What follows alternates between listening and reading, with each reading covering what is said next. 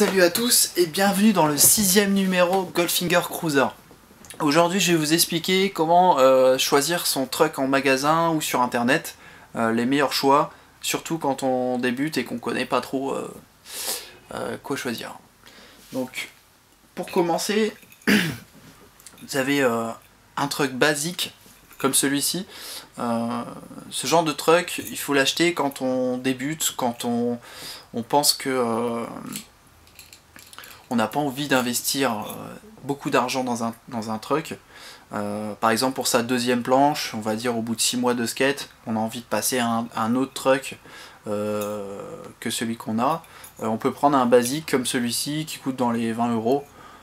Très bien, mais par contre à ne pas trop solliciter, c'est un truc qui va pas beaucoup résister aux vibrations et aux chocs, donc pour les grinds, forcément au bout d'un moment ça va casser. Voilà, mais pour débuter, c'est très bien. Ensuite on passe au truck intermédiaire, c'est-à-dire pour des personnes qui skatent depuis au moins 1 an ou 2, qui commencent à avoir un petit peu de level et à vouloir passer sur des trucks qui sont de meilleure qualité. On a chez Venture très bon truck, très bon rapport qualité-prix. C'est des trucks qui tournent entre 24 et 27 euros à l'achat, très bon. Ensuite on a Iron Trucks. Ça aussi c'est une marque intermédiaire, bon truck également, mais bien sûr c'est pas le top niveau. C'est bien quand on a ce niveau là. C'est des trucks qui pareil tournent entre 24 et 27 euros suivant les réseaux de distribution, que ce soit internet ou dans les magasins. Voilà, et ensuite on a des marques un peu plus évoluées, où on a par exemple là un creux dans l'axe qui permet d'alléger le truck. On a un truck qui est formé de façon plus massive, plus solide. Chez Indépendante, c'est une très bonne marque, une marque qui perd pas de sa valeur depuis des années. Moi je skate ça actuellement, c'est très bien. Par contre il faut compter dans une trentaine d'euros, voire un peu plus, la pièce. Voilà, c'est un truck haute qualité, par contre qui est un petit peu lourd comparé à d'autres marques qui proposent des trucks très légers, mais qui restent très stables, que ça soit en grind, que ça soit en flexibilité de la gomme. C'est un truck classique, mais très bon. Voilà, ensuite intervient la largeur du truck et la hauteur du truck. Pour choisir un truck dans sa hauteur, on a souvent le low et le high. Pour ceux qui sont nuls en anglais, c'est le bas et le haut.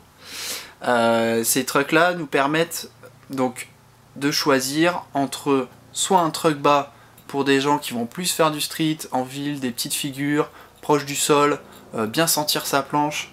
Un truck bas c'est parfait à optimiser. Par contre pour quelqu'un qui veut plus de flexibilité en sa planche, en général avec un niveau supérieur, en général je dis bien parce que ça dépend de la pratique, va prendre un truck plus haut, donc high.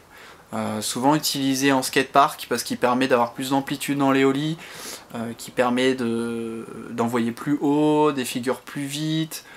C'est un truck qui est plus stable aussi de façon générale dans les virages, etc. parce qu'il permet d'être flexible au bon moment. Beaucoup de critères, mais à utiliser pour une amplitude plus élevée. Ensuite on a la largeur du truck qui va intervenir, et on voit souvent en street une largeur qui varie entre 129 139, on ne sait pas trop quoi choisir. Souvent c'est très lié d'abord à la taille de la planche. Si on a une planche en 8 pouces, on va privilégier un 139 mm qui permet d'avoir l'axe des roues pile au niveau de la planche, donc on a quelque chose de net, et ça permet plusieurs choses, notamment la stabilité qui va être homogène, mais aussi le fait que quand on prend une tranche, eh ben, on ne se prend pas forcément le boulon en premier, parce que ça fait très mal dans les tibias. Y a ça, et donc après quand on évolue, 8,1 pouces, 8,2 pouces, à partir de 8,1 pouces, il faut privilégier le 149, voilà, parce que la largeur est proportionnelle.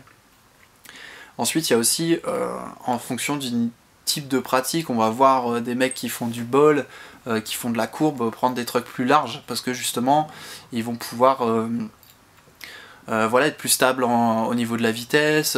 Quand ils font des grinds en haut sur le coping, ils vont être plus stables également, plus d'espace sur lequel grinder sur les copings.